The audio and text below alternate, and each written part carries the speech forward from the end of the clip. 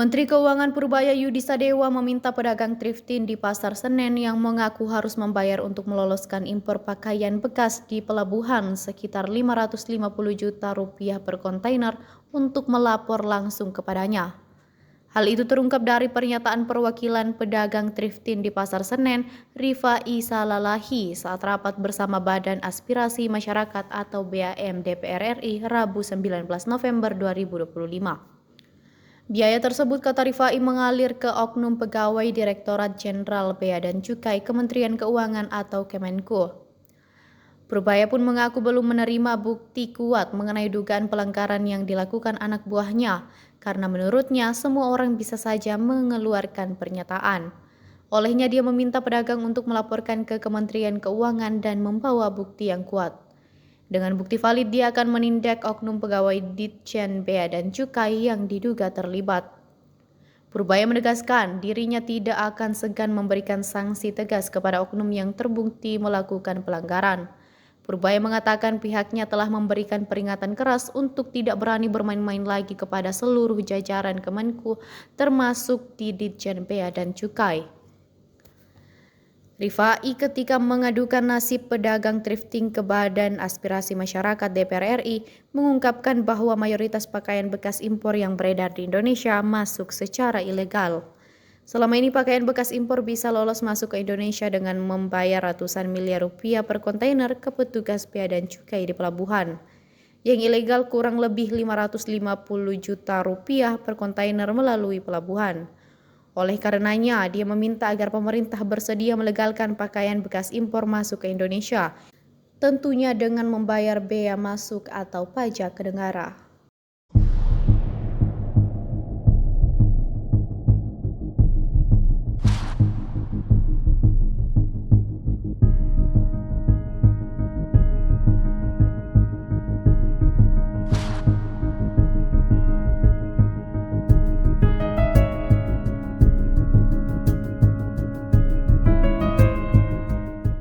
Pak Purbaya, beberapa pedagang thrifting meminta thrifting untuk dilegalkan dan mereka berjanji untuk membayar pajak.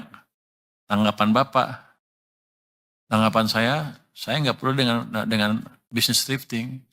Yang saya kendalikan adalah barang ilegal yang masuk ke Indonesia. Saya akan membersihkan Indonesia dari barang-barang ilegal yang masuknya ilegal. Thrifting kan kalau barang bekas kan dilarang kan, sudah jelas itu ilegal. Jadi nggak ada hubungannya bayar pajak apa nggak bayar pajak, itu barang ilegal. Menurut Anda apa, kalau saya menagih pajak dari ganja misalnya, apakah jadi barang jadi legal? Kan enggak, kira-kira gitu Pak padanannya. Jadi itu utamanya ya. Pak Purbaya, tadi dari Alif Rahman ya, Pak Purbaya dari Alif Rahman lagi. Adrian juga menyebut impor taksi ilegal dari Cina lebih banyak jumlahnya dibandingkan thrifting. Tanggapan Bapak, ya nanti kita cegat di pelabuhan yang kita periksa lebih teliti lagi. Kita akan investigasi lebih dalam dari kasus-kasus yang nyelundup, pasti kan ketahuan nanti siapa yang pengimportnya. Kalau dulu bisa lepas, ke depan nggak bisa lagi. Jadi memang kalau ilegal ya kita beresin. 150 juta per kontainer. Ilegal. Oknum fasilitator gitu. Ada yang memfasilitasi. Itu kalau ada tugasnya coba rekornya mana, saya akan tindak langsung. Kalau cuma ngomong-ngomong aja kan nggak benar kayak gitu, itu namanya fitnah. Kalau ada buktinya, saya akan eksekusi langsung. Bongkar muat satu kontainer itu bayarnya 550 juta kata pedagang thrifting. Itu masuk oknum, kira-kira bakal ditindak nggak Pak? Gini, orang bisa ngomong apa aja, belum tentu betul, harus diklarifikasi lagi betul apa enggak. Dia mana Tia? Saya nggak tahu angka yang sebetulnya berapa, tapi yang jelas sekarang orang bea cukai udah nggak berani main-main lagi. Kalau main-main ya saya tindak ke depan, saya udah kasih peringatan keras semuanya. Dan mereka cukup baik, banyak orang baiknya, jadi nggak usah khawatir. Itu kalau ada tugasnya coba rekornya mana, saya akan tindak langsung. Kalau cuma ngomong-ngomong aja kan nggak benar kayak gitu, itu namanya fitnah. Kalau ada buktinya, saya akan eksekusi langsung. Kemarin pedagang buahnya kan mau minta ada larangan terbatas untuk produk impor ilegal. Siapa? Pedagang mau dilegalkan Pak. Mau dilegalkan terus Saya nggak boleh minta di DPR.